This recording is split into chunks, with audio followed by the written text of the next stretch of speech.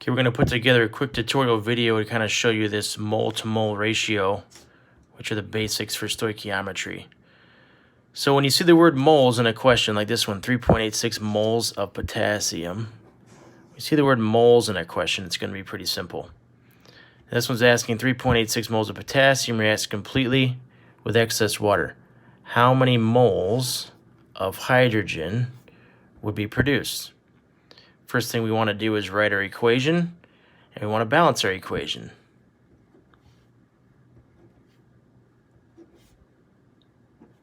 Okay, now we need to look at which of the four are they talking about. Moles of potassium, well, we want that one.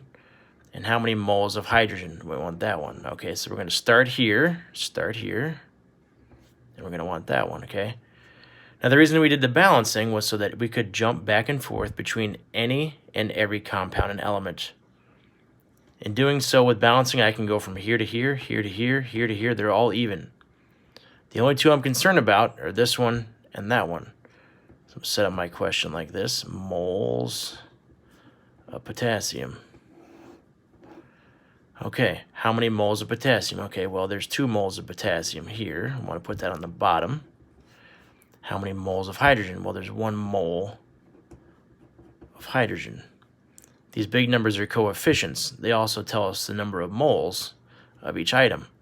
That will allow us to cancel these, and now we are in moles of hydrogen, which is what the question wants.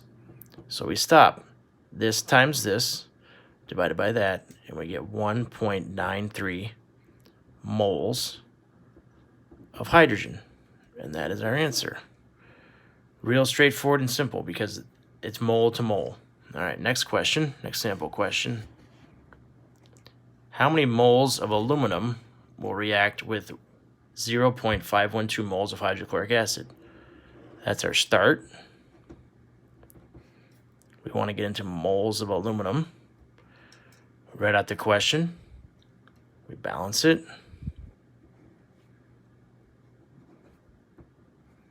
And now which two do we care about? Well, we care about hydrochloric acid, that one, and how many moles of aluminum, that one. And that's all we care about. So we want to start the equation like this.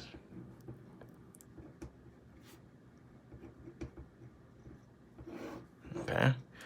And then we want to get from moles of hydrochloric acid. Well, there's 6 moles of hydrochloric acid in 2 moles of aluminum. I put that one on the bottom to cancel with that one up here. And they're even, so it goes up here. So the 2 moles of aluminum goes up here.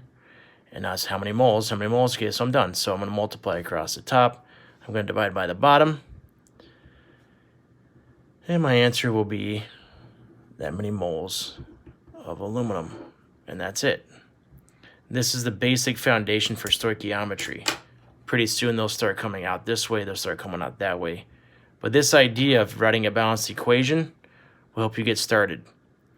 Remember that the way this is going to progressively get harder is that you're going to have to start writing these out, remembering the diatomics, remembering that these are going to crisscross. And that's how the worksheets will progressively get more difficult. For now, all you're responsible for is writing it out here, balancing, knowing where to start, which two are we talking about, multiply and divide. Hopefully this video was helpful. Good luck on the worksheet.